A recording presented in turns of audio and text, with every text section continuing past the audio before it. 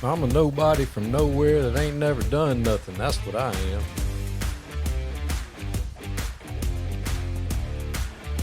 An old head. These young coaches, I tell you what, I can't figure these jokers out. They got a backpack on and tight something. I don't know what they're doing. They're getting on my nerves. I can tell you that. I know what ain't in the backpack. A string and a let me paint that line for you. That ain't in there. That's for sure.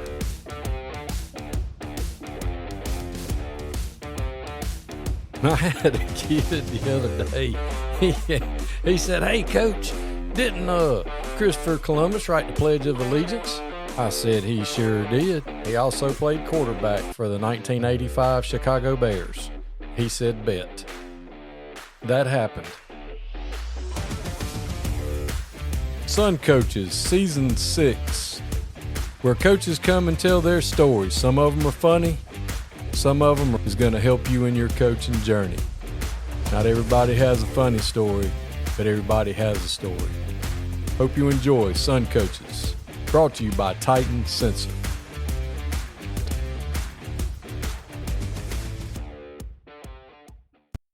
Sun Coaches is proud to partner with Titan Sensor for Season 6 and 7. Titan is made in the USA, proudly founded and based in Texas. When you connect with Titan, you are not alone.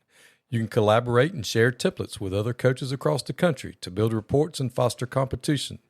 Used by programs such as State 6A, Georgia State Champion, Grayson High School, Titan can tailor a package to fit your needs. The eye in the sky never lies. Improve your team's performance with Titan. Welcome to Sun Coaches Podcast, and today I'm glad to be joined by the head coach of Discovery High School, Coach Roy Groshek. Thanks for being on with me. Yeah, no problem. Thanks for having me. I appreciate the invite. Well, Coach Groshek, I, for one, know that you aren't from Georgia. You are from Wisconsin originally. Is that correct? Yes, sir. That is correct. From a town called Cudahy, Milwaukee area. I usually just tell people I'm from Milwaukee. It makes it a lot easier. So growing up, was it a small town outside as a suburb, or were you a country kid, or how'd you grow up? Yeah, it's if you were to look at a map and you look at where the city of Milwaukee is right on Lake Michigan, you just follow the town straight down, going straight south down the lake. So it's, about a 5-minute drive to Milwaukee Airport, but right there on Lake Michigan, was a blue collar town, just a big factory town, suburb of Milwaukee. So did you go to a big high school, or was it a smaller school, or? It was, things are, I learned about going on. Well, let's see, August of 2007 is when I moved to Georgia. So, I learned real quick that what a big high school is down here is a little bit different than was considered a big high school in Wisconsin. I had the graduating class or the population of my high school, my senior year was 903 kids. And we were in the second biggest classification in terms of your football program. So they do things a little differently up there. Instead of, the more A's, the bigger your school is up there. They go division, kind of like college, like Division I's your biggest, Division II all the way down to 6 or 7.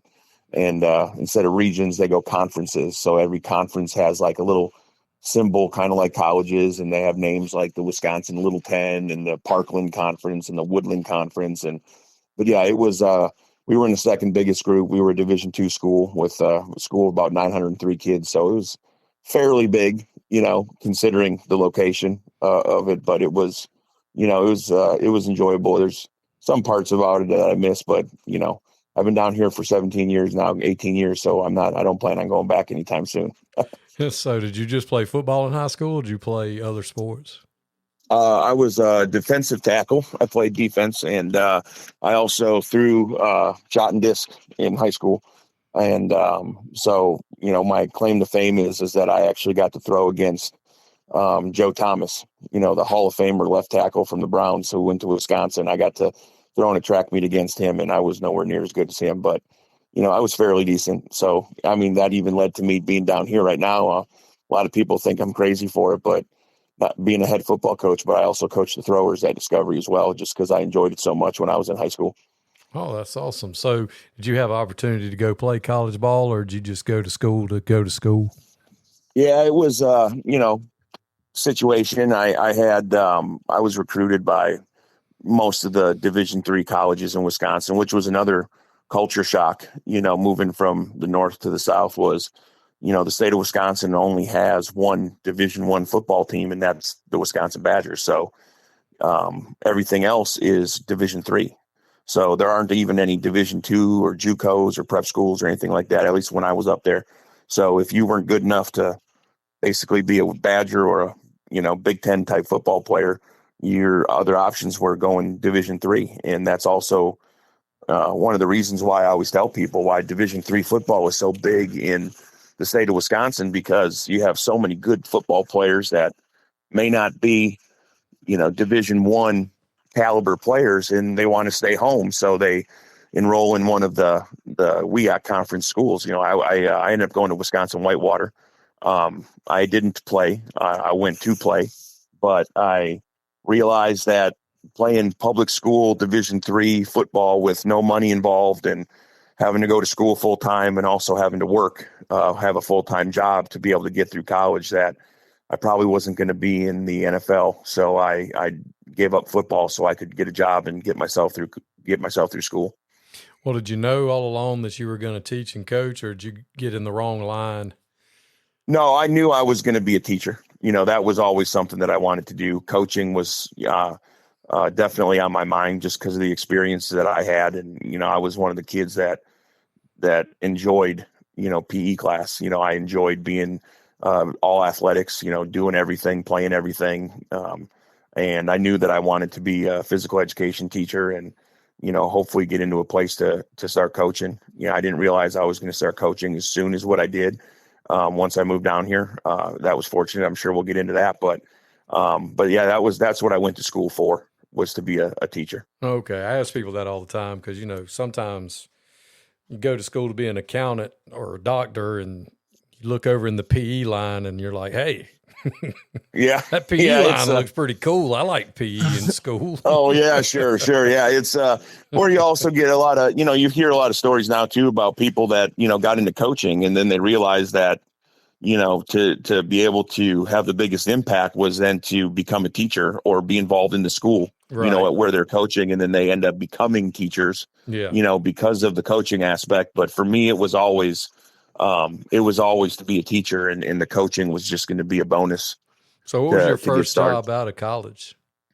So my first job out of college, I followed a friend, my best friend growing up. He actually played quarterback for us when I was in high school, and he had an aunt and uncle that lived in Georgia, at Atlanta area, Alpharetta. And we used to come down during spring break and visit with them just because it gave us some place to go. I mean, Atlanta was warm for us coming from Wisconsin, so it wasn't the beach, but that was a pretty far southern drive for us Wisconsinites. And he was always going to move to Georgia, and I couldn't find a teaching job in the state of Wisconsin, so I gave him a call and I followed him down to Georgia. And I knew nothing about it. I knew nothing about where I was going. I knew nothing about Gwinnett County or any of the counties in the state. And I just knew I had a connection down there and to try to find a teaching job. And I actually it's kind of a cool story. I sat one day and made phone calls to almost every school in Gwinnett County and basically just said, hey, this is Roy Groshek. I'm a recent graduate of University of Wisconsin-Whitewater. I'm a physical education teacher, and I was wondering if you had any openings for jobs. Nope, sorry, we're full. And already, thank you. Have a good day. Click, dialed the next phone number and sat there for about 3 hours. And I ended up calling this school called Fort Daniel Elementary School, which is a Mill Creek Elementary School in Decula. The address for that school is in Decula. And I gave my little spiel, and the nice old lady, her name was Carolyn, she said, well, it just so happened our PE teacher resigned this morning. And so I was like, really? And that was after about 3 hours. So she transferred me over to the assistant principal. His name was Dale Pugh. And he talked to me on the phone, and he said, well, I'm doing interviews Thursday and Friday. And I said, sir, I can't get down there that early, but if you're willing to interview me on Monday, I'll fly down there. And his answer to me was, well, that's a long way to go and a lot of money to spend for something that's not a guarantee. And I said, sir, if you're willing to sit down and talk to me, it's a risk I'm willing to take. So I flew down for the weekend and interviewed with him on Monday, and 2 weeks went by and I didn't hear anything. And, I was staying with my grandmother in what we like to call up north Wisconsin, out in the woods. And I came home from I was working as a manager at a sporting goods store at the time. And my Georgia teaching certificate that I paid to have transferred from Wisconsin to Georgia came in the mail, and I tore it in half and threw it in the trash can. And about 30 minutes later, I get a phone call, and all I hear on the other line is, "Hey, Roy, are you ready to move to Georgia?" And I actually, I don't want to say bad words on your podcast, but I believe I said, you got to be effing kidding me. And then he immediately apologized to this man, because I'm like, oh my gosh, could be my boss. And I'm cussing at him on the phone, and he's just laughing on the other side. And he said, "No, it's okay." And I said, "No, absolutely." So I said, "Well, this was a Wednesday." And I said, "When do you need me down there by?" He goes, "Monday." And so I packed up everything I owned in a U-Haul trailer on the back of my 96 Dakota and drove from Wisconsin down to Georgia to start teaching, which I didn't know at the time that school had already started for 2-3 weeks, because in Wisconsin, we don't start school until after Labor Day. Yeah, like normal humans. Normal humans. Yeah. Because we have this thing called winter up there in seasons, and it gets nasty. So our summer is later, so I packed up and moved down and slept on an air mattress for a month in my buddy's apartment until I got my first Gwinnett County check, and the rest was history. And that's awesome. Did you fish your certificate out of the trash and tape it back together? Or did you Yes, sir. Yes, sir. It was, I ran to the garbage can immediately and made sure that it was salvageable. But that's a 100% true story. I mean, it was 30 minutes after I tore it in half that I got that phone call. So yeah, the only thing is that I always used to make fun of him. I haven't spoken to Principal Pugh. He became a principal at another elementary school. I haven't spoken to him in a long time, but I just wish I would have heard a little bit sooner than 2 weeks, and maybe I wouldn't have tore it in half, but I saved it, so it was good. That's awesome. So you moved down to Georgia and you start teaching elementary PE. Did you just start calling around and saying, "Hey, I want to coach"? Or, how'd you get into the coaching part of it? Well, it's, and my wife, just to give everybody a heads up, and, all the coaches that know me, they know that this is probably going to be one of your longer podcasts, because being from the Midwest, I have a gift to gab, is what they like to say. So it's another interesting story if you'd like to hear it. But my wife's walking by with flashcards, making fun of me for talking too long.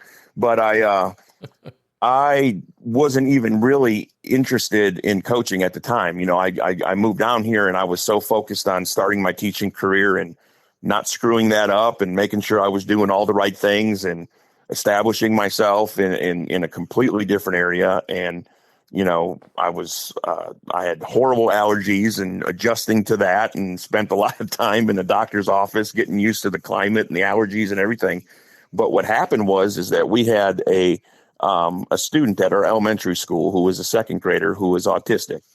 And whenever he was having a day where he wasn't having a very good day, so to speak, I used to tell all the teachers, if you're having trouble with him, you bring him to my gym, and I will take him as long as you need me to take him until he can get right.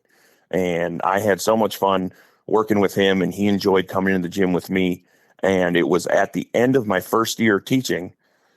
So this would have been the summer, the May of 2008, where I was running my first big field day, because we didn't have that in Wisconsin. So they were like, "Oh, by the way, you got to make this big field day for the whole school, and it better be good. So you better start working on it." And his dad and the boy's mom and dad came up and said, "We just want to let you know how much we appreciate everything you've done with our son. Like, what's your story, man? Like, where'd you come from? Because our son has done so much better this year spending time with you than what he's ever had." And we just started talking. And he said, "Well, I'm the computer tech guy over at Collins Hill High School. And a friend of mine, he's the new head football coach. And he's taken over there, Billy Wells. And you want me to ask him if you're interested, if he's looking for coaches or anything like that?" And I said, "Well, sure, why not?" So 2 days later, I get an email from Coach Wells, and he says, "Hey, Mr. Stebbins gave me your name and information, and would you like to come in and talk to me?" So I went in and talked to him and told him about my situation and moving down here. And he said, "Well, yeah, you can start coaching ninth grade football with us." So that's how I got into coaching, was because of that. And my first job was coaching ninth grade tight ends for Collins Hill High School. And, the rest goes from there, but yeah, that was how I got into it. I wasn't looking, I wasn't searching. It kind of fell right into my lap, to be honest. Just being a nice guy and hanging out with a kid that needed somebody. Yeah, absolutely. Just trying to, be a teacher. At first, I wasn't even, concerned about was I going to teach in high school or middle school or what grade level it was going to be. I was just really looking for a job, just to get started with my career, what I just racked up all that college debt for, and I ended up having such a great time. I spent 10 years at that elementary school, and after the first year I taught, the last 9 years, I would leave right from the end of the school day. The principal, which, speaking of which, of how this worked out, the principal went to University of Wisconsin-Madison. So she was a Badger. So that might have been also why I got hired. I don't know. But she allowed me to leave right after my last class at the end of the day, about 30 minutes early, so I could drive from there to Collins Hill so that I could be there in time for ninth grade football practice. And that's how it went down. Well, cool. So how long did you stay at Collins Hill? So I coached at Collins Hill for 9 years. I started off, like I said, just being a position coach, learning so much about the difference of playing football to coaching football, whether it's ninth grade or varsity or whatever level. It was, it's completely different. And I had a really good mentor. We still keep in touch. His name was John Alexander, who was a former head coach in Georgia. And don't question me, I don't remember what school it was, and he's going to be mad at me if I don't remember it. I think it was Pius at one time, but his son was coming up through Buford High School, and he wanted to take a step back from coaching varsity. So he was running the ninth grade program at Collins Hill. So he basically taught me, I owe him everything as far as what it took to be a coach, the planning, the watching film, what to look for, from defense to offense, from everything, just learning how to be a football coach instead of somebody that knows a little bit about football and wanting to teach it to kids. You know what I'm saying? And so I was there for 9 years. And then after 3 years, John left, stopped coaching football there. And the first 2 years, Billy Wells was the head coach. And then he left to go open Lanier High School in Gwinnett. And Kevin Reach then took over as the head football coach at Collins Hill. And he made me the head ninth grade coach. Well, back then, way before COVID, right? We were averaging probably 55. Some years we had 60 kids on the ninth grade team alone, right? Just the ninth grade program.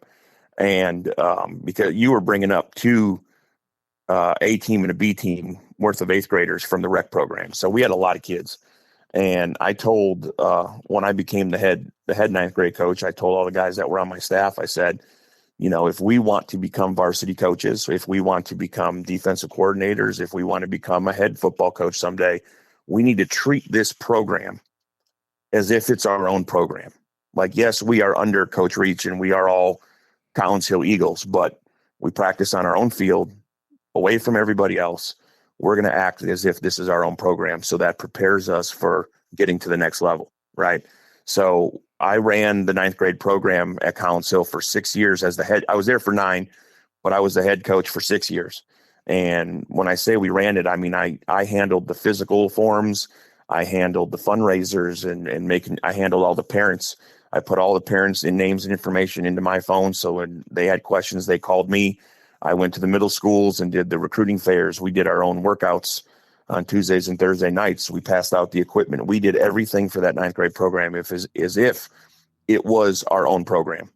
And that took a lot of pressure off of, Coach Reach having to deal with that, knowing that things were being done the right way. And it didn't help, it also helped that I had a pretty good staff. One of the guys that was my offensive coordinator on the ninth grade, his first coaching gig, is now the head coach at Archer, Dante Williams. Yeah, he's a good dude. Absolutely. He's one of my close buddies to this day. One of my secondary coaches on the ninth grade staff, his first coaching gig is now the head coach at Collins Hill, and that's Drew Swick. And then I had a defensive coordinator who was then elected the Gwinnett County Sheriff, in Kibo Taylor. So I have a pretty interesting coaching tree if you want to start it from ninth grade. but that's three coaches that we all coached together on that ninth grade program that now have all become head football coaches within Gwinnett County. Yeah, I've tried to tell young coaches not to turn their noses up to ninth grade opportunities because at the bigger schools, it's as if you're running from a logistics and number standpoint what amounts to a single A, small double A high school program.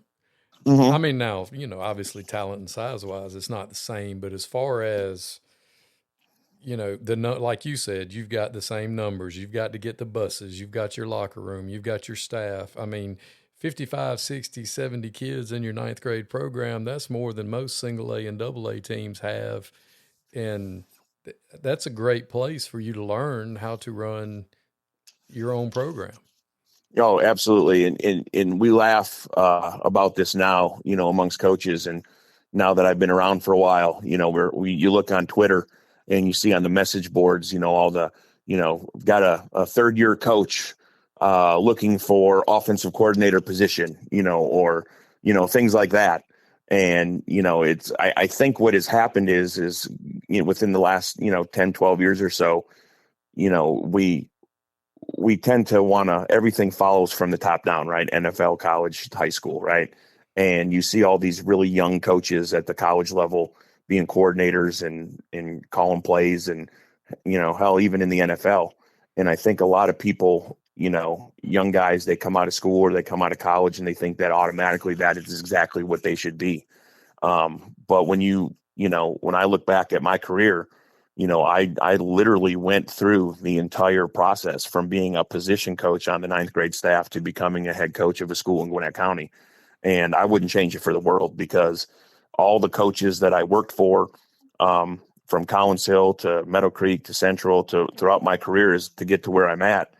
Not only was I learning how to coach, I was learning, things that, you agree with. You learn things that maybe I wouldn't do things that way. You learn just as much from negative things as positive things. Not that I had any negative situations, but it's soaking up all that information that prepares you. Now, I coached ninth grade football for 9 years, and there's not a lot of people that would do that. But I truly believe that that's what prepared me to put me in position to do the best job that I can now in my career by going through that whole process. So where did you go after your 9 years at Collins Hill? Oh, so I started wanting to get out of elementary school because it was, driving back and forth from a Mill Creek Elementary School to a Collins Hill High School and, wanting to coach varsity and, wanting to be at the high school. I started coaching the throwers at Collins Hill as well. And the guy that ran the track program said, listen, I want to make you the other head track coach, but I need to get you in the building, so you can help me with this. And they just weren't going to let that happen at Collins Hill. So that's when I started looking. That's when I was like, you know what, my time has run its course here. If I want to further my career, I'm going to have to start, poking and prodding and getting my name out there. And I ended up getting an email from Coach Jason Carrera at Meadow Creek.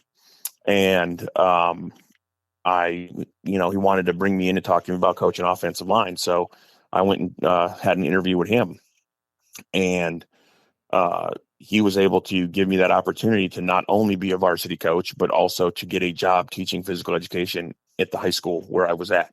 So it was the same year that Coach Reach resigned, and he ended up going to the Monroe area, closer to home for him. And I ended up leaving my elementary teaching job and coaching at Collins Hill to take the job over with Carrera at Meadow Creek. And a lot of people were questioning that move and thinking to me, people were saying to me, like, you don't want to go there. And why would you want to go to Meadow Creek? Well, the history of that school and all the bad things that everybody was told. And my answer to them was, well, not only am I going to get both things that I want, which is coaching varsity and also being in the high school, but those kids want to play football too. And, if you take pride in what you do and you believe that you're a good coach, then all kids deserve good coaching. You know what I'm saying? And, I saw what Jason was doing at Meadow Creek in his first 2 years there. They were, Meadow Creek had the two longest losing streaks in state history back to back. They were 2-98 from 2004 to 14. And in his first year, they won 3 games. In his second year, they went 1-9. But I could see, just by them being in the county, the things that he was trying to do there. And I wanted to be a part of it. So I went there, and the first year at Meadow Creek was the 2017 season. And he had two offensive line coaches. It was me and Chester Adams, who was a former Georgia Bulldog. And we coached the offensive line together. And that first year in 2017 that I was there was also the year that we went 7-3 and went to the state playoffs for the first time in school history. And we also had the leading rusher in the state. So it was kind of fun going on Facebook, taking a picture of the scoreboard at Central Gwinnett when we locked ourselves into the 4 seed, and putting on Facebook, to everybody who said, you don't want to go to Meadow Creek, I'll see you on November 10th. Because that was the first week of the playoffs that year. So I'll never forget that. But that's where I ended up going. And that was probably the most fun that I had those 5 years at Meadow Creek with Coach Carrera, learning from him. So your 5 years at Meadow Creek, you parlayed that into your next stop. And where was that? So 5 years of Meadow Creek, and we went to the playoffs 3 out of those 5 years, and made a lot of friends, made a lot of close connections with the people on that staff. And Coach Carrera ended up, ruining everything, as we like to tease him about that. He got his doctorate, and, I'll make sure he listens to this and hears that. We ruined everything for us. We had a good thing going over there. And he decided that it was time for him to take his career to the next level, and he became an athletic director. And he ended up becoming the athletic director at Central Gwinnett. And when all that stuff was going down, I was not considered to be a candidate at Meadow Creek High School. So I was in a really bad place. It was a time where it's like, I put in a lot of work here. I committed to this community and this program, and, helping out with a lot of different things. And, what is it else that I need to prove? You know what I'm saying? And, so I was actually to a point where I almost didn't coach at all, in 2022. I ended up getting an offer to possibly go to West Hall, and coach out there, but then it would have been leaving Gwinnett, and I didn't really want to leave Gwinnett because I had already had so many years in Gwinnett. And then Coach Carrera called me up and said, "Hey, don't make any decisions. I think I can get you in over here at Central because things are starting to shake up." So that ended up happening, and he was able to get me a PE job and be the offensive line coach over at Central Gwinnett with Coach Harold that he had just hired as the head coach. Yeah, Coach Harold's one of my dudes. I like him too. He's a good man. So you get over there to Central Gwinnett, and obviously you left there to take the head coaching job at Discovery. Correct. Yeah. And I didn't even know what was going to happen after that. I had a really great time in that year at Central Gwinnett. We shocked a lot of people that year too. We obviously had some good non-region games before we entered the gambit of going through, Buford and Mill Creek and Collins Hill and all the Gwinnett schools. But we had started that year off 5-0, and, we were having fun and getting those kids to buy into what he wanted to do over there. And I was also running the track program. I was the head track coach that year at Central. And I always knew that I would be looking around, for head coaching jobs. And I ended up getting a phone call to interview at Collins Hill because Lenny Gregory had just left Collins Hill. And so I said, "Hey, that's pretty awesome." So I went over and I interviewed with them, and me and Coach Swick even talked on the phone because me and him have stayed very, very close. He's one of my good friends in the coaching business, and, even outside of coaching, me and him have stayed very close. And we both basically I knew it was his job to begin with. He deserved it 100%. But we kind of joked with each other saying, "Hey, no matter who gets it, we want to work with the other guy, And so I knew that I knew that was, his job to get, and he had earned it and deserved it. And I'm very happy for him, but I wanted to take the opportunity to interview. A lot of people think that, interviews that you don't get anything out of it, but every interview is different in its experience. And if you get an opportunity to interview with a school for a job like that, you take it no matter what you think or believe. You just got to go in and do it the best job you can and crush it. And then all of a sudden the Discovery job opened up, and I interviewed with them too. And, looking back on it, I try to tell people, I'm a believer and, I'm a Christian. I was raised Catholic in Wisconsin. I'm not the type of guy that tells everybody that, well, I got this job because God wanted me to get it or didn't get it. But a lot of things happened in the last few years of my career and in life that make you, I tell people all the time, makes you look up a little bit and realize that maybe there is a reason, because I was able to get the job at Discovery, and I learned really quick that this is a place that I was meant to be, with the things that we had to do over here. And, I couldn't be any happier than being where I'm at right now.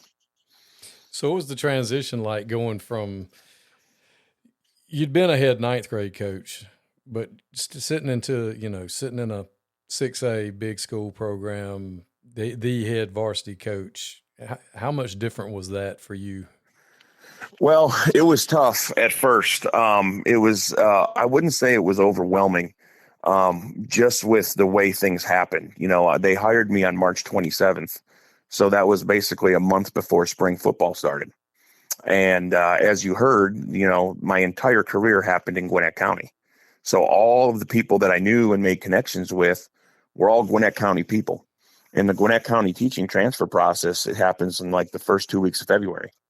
So there was no coaches that I knew that I could get to come with me to stay from one Gwinnett school to another. So only 2 coaches from that staff at Discovery were still there, and they were 2 young coaches that couldn't leave. And I had to put together a staff of a bunch of people that I had never worked with. I hired people over the phone from 4-6 hours away, right? I went through the process of, interviewing people that everybody said that I should try to hire, right?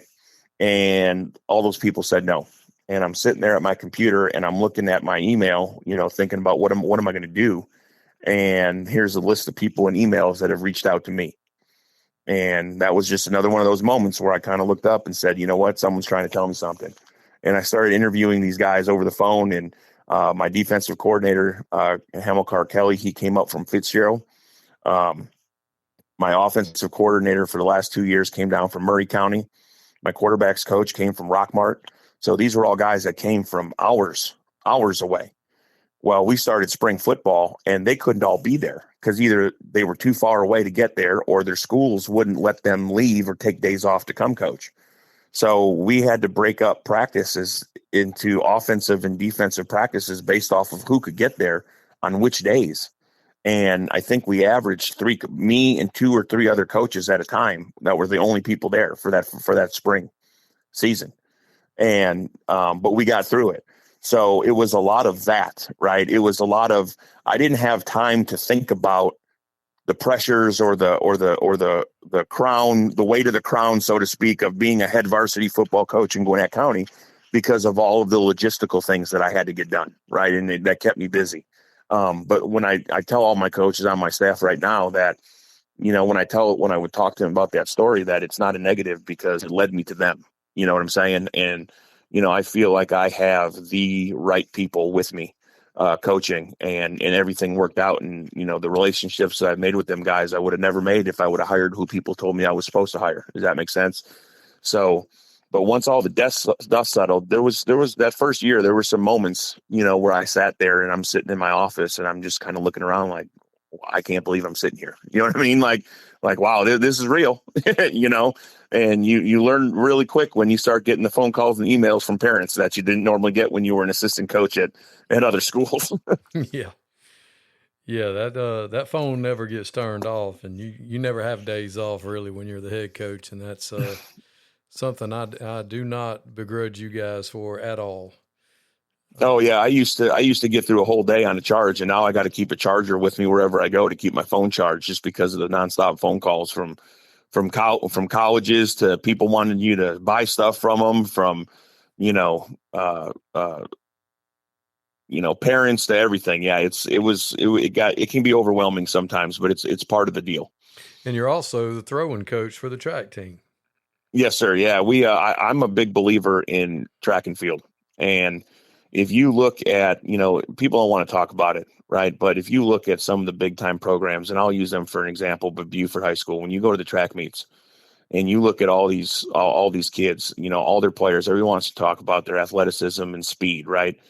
And, even with Coach Harold once, he made a clip in the game that he put it in our coaches chat when the kid took the swing pass at the 5-yard line and smoked everybody and ran for a 95-yard touchdown.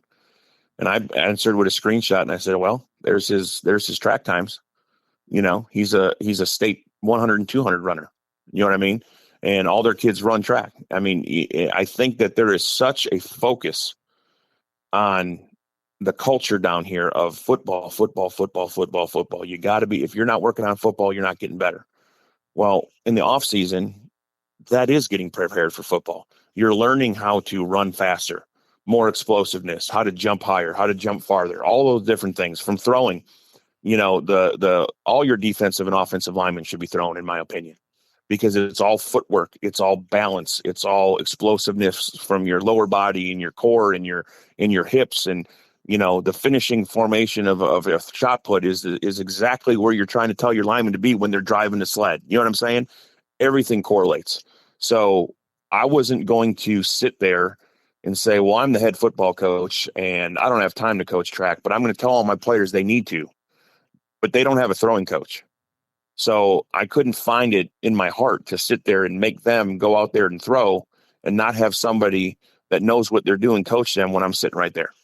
And I'm able to do that because my wife is extremely supportive. My wife, Sabrina, she lets me do whatever it is that I got to do as far as coaching these kids. And, without her, I wouldn't be able to do it. So I love her to death for that. But it's a lot of work, but I'm looking at it as I'm training my football players. You know what I'm saying? And I even had 2 girls that broke school records in the first year I was there in the throws.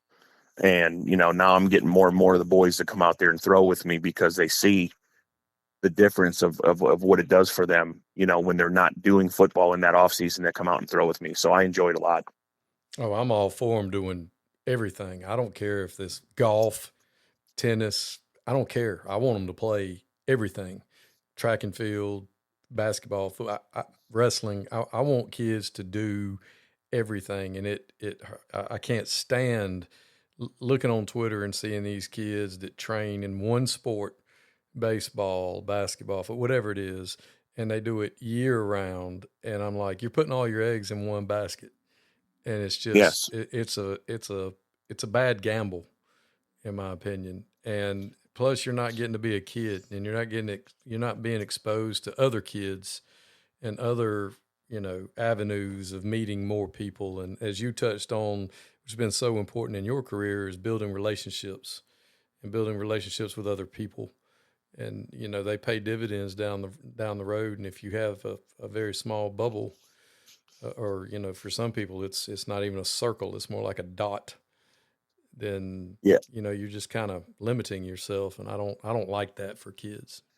Well, we had in the first 2 years, he was a senior my first year. He played wide receiver, and great kid, great academics. He just wasn't a wide receiver. You know what I'm saying? If you told him to run through a brick wall, he would do it until he figured out how to do it. And he ended up going to Marshall on a full scholarship to run track. Right. Then I had another kid. He's graduating this year.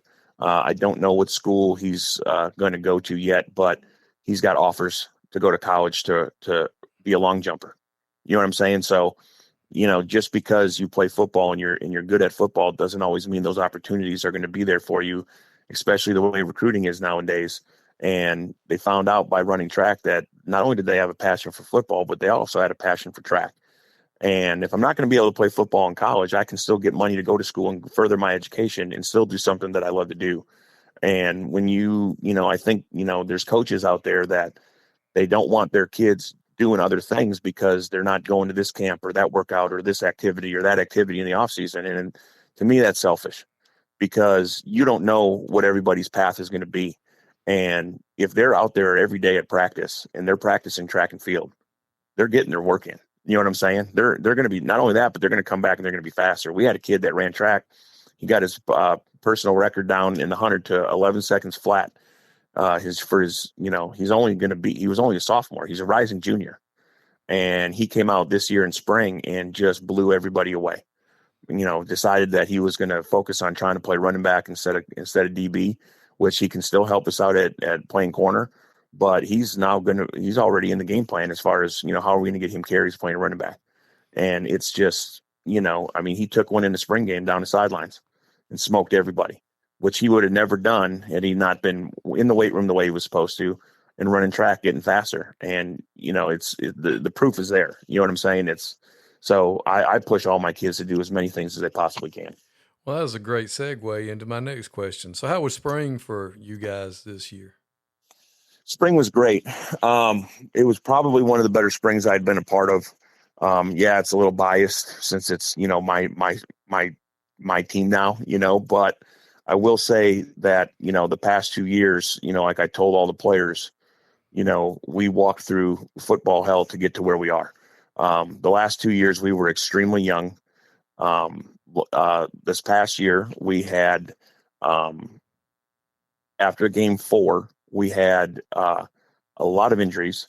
So we and just to explain to you why I'm leading up to this is so you can understand. Our starting quarterback, we tried to run option because he was more of a running quarterback, and he never really wanted to play quarterback.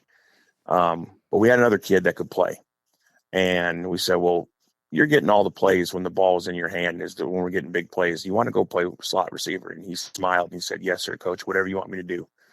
Well, after game 4, that young man had season-ending surgery on his foot. He broke his it was actually the same injury that Tua had, I believe, in his ankle.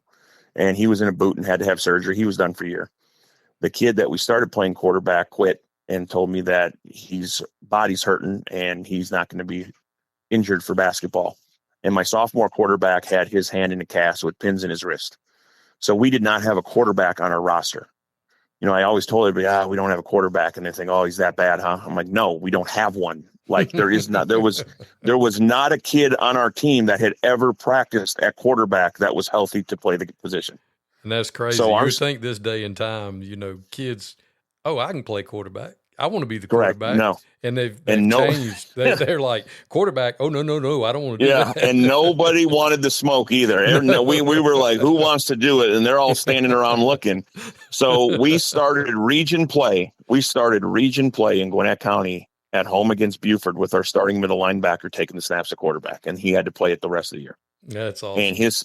And he stepped up to the challenge, and it's kind of hard to do anything when you can't throw the football and everybody's playing press man coverage on you and putting 7 in the box. So not only can you not throw, but now you can't run the ball. So it was brutal. So not only did we not have a quarterback, but we also had 8 sophomores that ended up starting. And you can't do that in Gwinnett County. We were so young, and we had to put kids in position that they normally wouldn't be in. You know what I'm saying? They're the ones. It's easy for a coach to say, guys, it's okay. You're only sophomores and you're getting experience and keep fighting, but they're the ones out there getting their butt kicked. And trying to find a positive out of everything and what we went through, we didn't lose one kid. We didn't lose one player. They all came back, every single one of them. The way the kids talk to each other in their message groups and keeping everybody together and the positivity, and they all came back and they're healthy. Also in the Buford game, our best running back broke his foot for the rest of the year, and our starting left guard also tore his knee for the rest of the year. So we were starting 2 sophomores and a freshman on the offensive line. And when you're playing against a school like Mill Creek and the defensive line coach from North Carolina standing there watching the 2 D tackles that those young guys have to try to block, can make things a little difficult, if you know what I mean. But they all came back, and it was an amazing spring. They got after it. We've actually got 3 quarterbacks that are a senior, a rising senior, junior, and a sophomore that are all competing for the job. The positivity was through the roof. The participation was through the roof, and it was exciting. We ended up losing our starting linebacker, not the one that played quarterback. He broke his foot on the second to last practice. But we went over to Seckinger with Coach Lottie, who I've gotten to be really close with. He's a great, great man. And they ran us out of our own stadium last spring. and we didn't really know what kind of offense they were running, and all that misdirection with the wing T look and everything was hard to stop when you don't know it's coming. And but we knew about it this year, and it should have, after 3 quarters of varsity, it was 21-0, but we had 2 touchdowns that we should have had. The young man accidentally dropped the football running down the sidelines that he would have scored on, that I already told you about, and we got down to the 3 and couldn't punch it in, but we moved the football, we stopped them, we got stops, and not one kid was negative on the sideline. They're like, we're good, we understand it's a spring game, you're trying to get different looks at different kids. We were rotating quarterbacks every series, so there was no consistency, but we were able to put everybody on film, and we were able to see who's going to be able to help us as we go through the summer and get ready for the fall based off of that spring game. And, I've already, I'm at the beach, and I've still got players texting me, so coach, what day does it start? So coach, what time do we start? So coach, what camps are we going to? So the excitement is at all-time high, I believe. We haven't felt this in 3 years that we've been there, and the whole coaching staff is excited after what we did this spring. Well, that's awesome, Coach. I can't wait to see what you guys do this fall. And your journey has been one of the longest ones, coming from up north, up there in Wisconsin, and getting all the way down here, and from tearing if I could just I tell them, if I could just find a way to get a nutrition plan of bratwurst, cheese, and Miller Lite, we could really put some weight on these kids. But that's how I grew up. But they frown upon some of that stuff down here, I guess. But but it's we're getting there. We're getting there. Well, that's awesome. Well, Coach, I sure do appreciate you coming on and sharing your story with us. And if there's ever anything in the world I can do for you, just let me know. No, I appreciate it. It was a pleasure, and getting able to kind of tell my story out there, and to any of the young coaches that are listening, just to trust the process. Sometimes you got to wait. Do your time, and if you're meant to be somewhere, it's going to happen. Because I learned that, and I was able to take in a lot of information from a lot of mentors, a lot of head coaches that helped me along the way and taught me what it takes to do this job. And I wouldn't be in position to do this job if it wasn't for all the people that I was able to spend time with and work for throughout my career. So, just trust the process, because it'll work out in the end. Thanks, Coach. Yeah, thank you very much. I appreciate it.